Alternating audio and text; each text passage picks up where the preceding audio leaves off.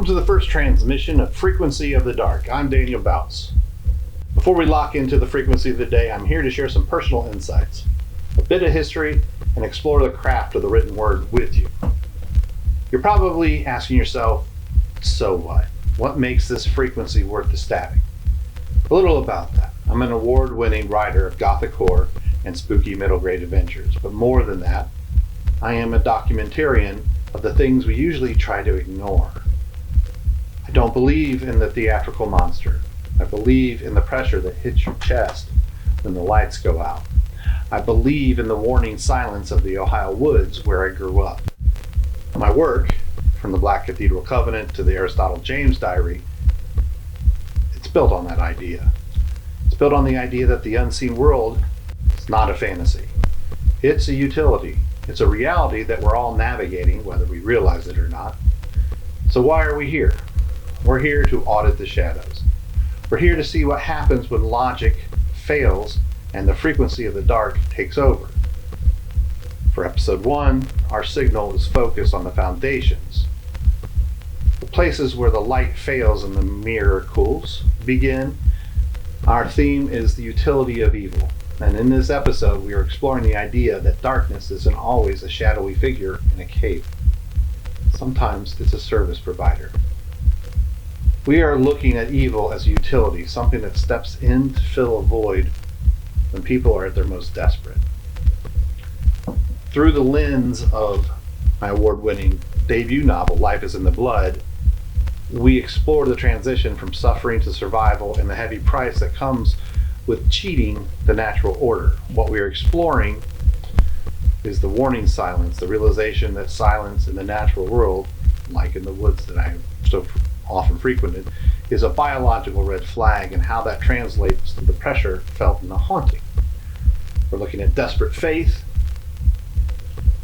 the psychology of a community that is willing to overlook savagery because a preacher is offering a solution to physical pain.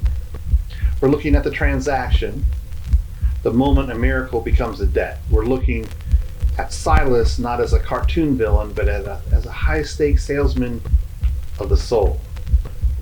So pour your coffee, keep the lights low, and let's begin. The tall man with dark eyes, square jaw, and slim build commanded the room. The crowd focused on him with such intent, the sweltering August heat didn't matter. His voice, like honey to bees, carried the hive of worshippers to a buzzed fervor beyond their mundane lives. For the life of the flesh is in the blood. Say it with me. For the life of the flesh is in the blood. For the life of the flesh is in the blood. The room echoed in a chorus of voices. Last Sunday, only a handful came. Today, the cabin stood full of people. Tales of the mysterious preacher who healed Princess Farron's tuberculosis filled the cabin with curious neighbors. It's all there for us. God put it right here. Silas opened his Bible and held the text high, facing out for the congregation to see. We expect the dark to look like a monster. We don't expect it to look like a man with a square jaw holding a Bible. But in the Black Cathedral Covenant, horror doesn't start with a scream. It starts with a promise. It starts with a room full of people who are so tired of suffering that they've stopped looking at the preacher's eyes and they started looking at his hands. Growing up in rural Ohio, you learn the language of the land. It's a kingdom of sound. Even at midnight, the woods are alive. Crickets, the rustle of dry leaves, the low hum of life moving through the bush. It's a thriving and constant system. You hear the wind move through the oaks long before you feel it on your skin. Because of that, I learned early on that silence, it's not a sanctuary. It's not peace. What silence is a warning. When the woods go quiet, it means something has caused the system to pause. It means the birds and the insects and the animals have detected a presence that doesn't belong. They're holding their breaths. They're waiting. In my stories, I don't manufacture scary. I try to recreate that specific silence. Because when the birds stop, you realize you aren't the master of the woods. You're only an interloper in a space that was never meant for you. A witness to a predator you can't yet see.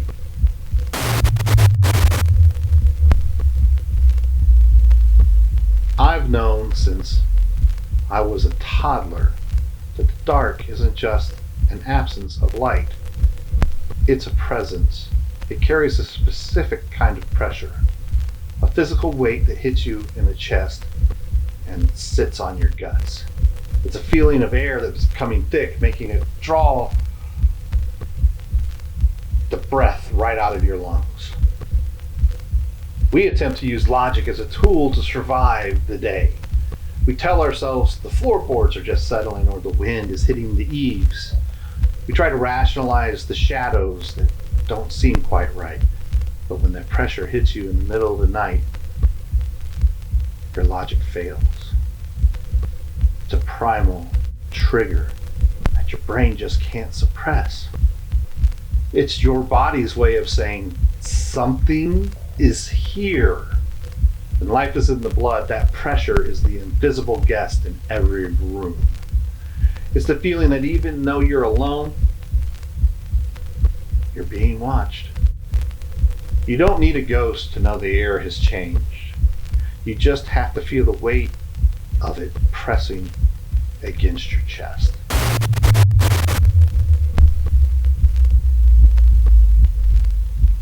So another excerpt from the book. Silas walked around the table. He stood directly in front of the shaking man. Prentice stood and looked Silas in his eye. Silas looked back. His eyes were a deep dark brown, like two pits of coal. Silas reached out and placed his hand on the man's shoulder. Prentice Farron, you have been a good and faithful servant. You have done all that has been asked of you. You have been a pillar of this community and a light to those around you. You have been a good husband and a good father. You have been a good friend and a good neighbor. But most of all, you have been a good man of God. When Silas looks at Prentice, he isn't seeing a neighbor. He isn't seeing a good man. He's appraising a vessel. He's a salesman looking at a desperate man and realizing, I've found my perfect customer.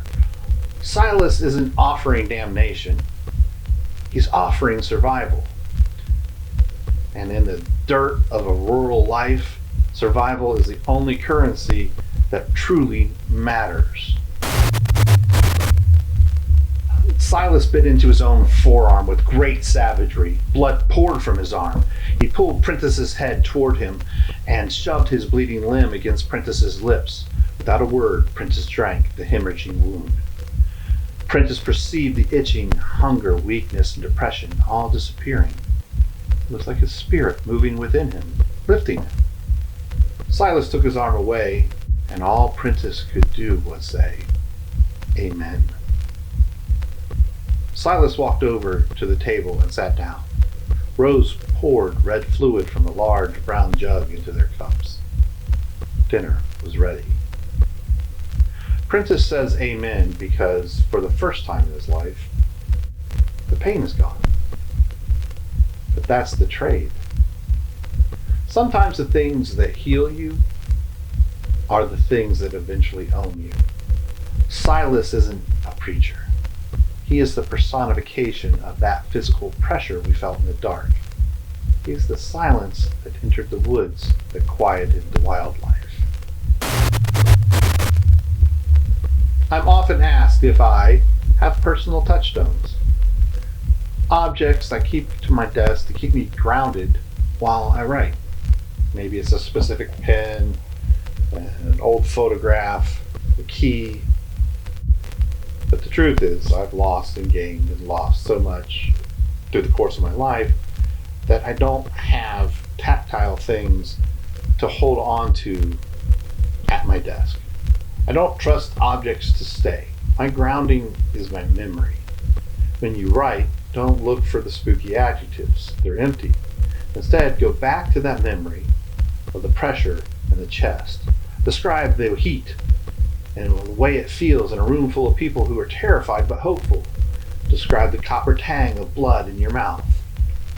Think about the way a voice sounds when it's selling you a miracle you know you shouldn't buy. If you can recreate that feeling, if you can recreate that silence, you don't need to describe that monster. You don't need the theatrical fluff. The reader's mind is a far more effective architect of horror than any description you or I could put on paper.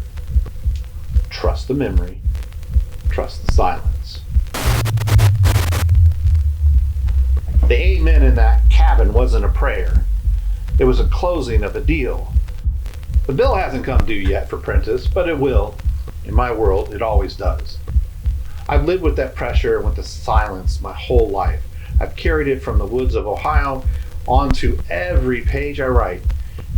If you felt it too.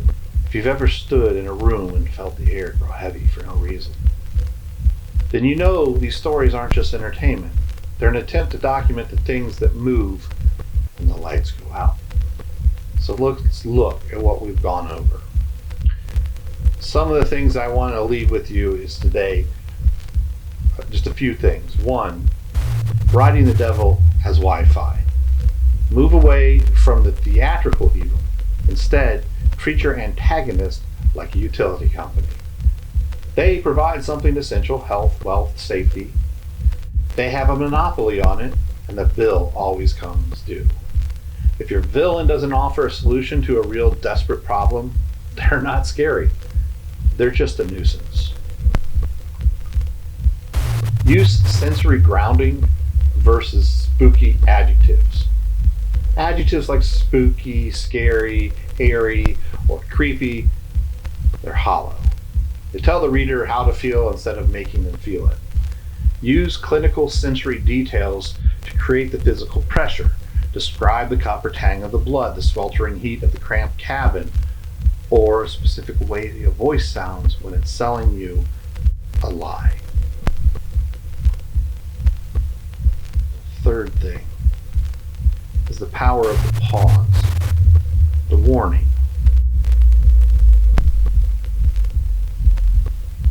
Silence is your most effective tool.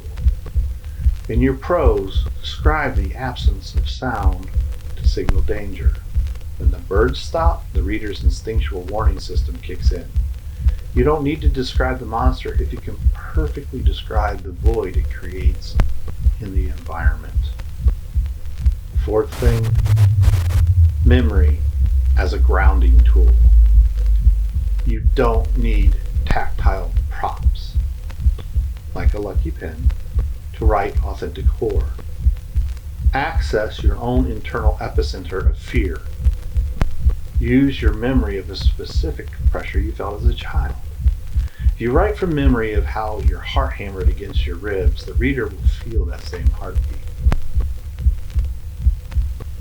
That's all I've got for today, but join me for the next transmission, Frequency of the Dark, where we'll be stepping into the world of the Aristotle James diaries to see what happens when the shadows decide they aren't content to stay in the corners.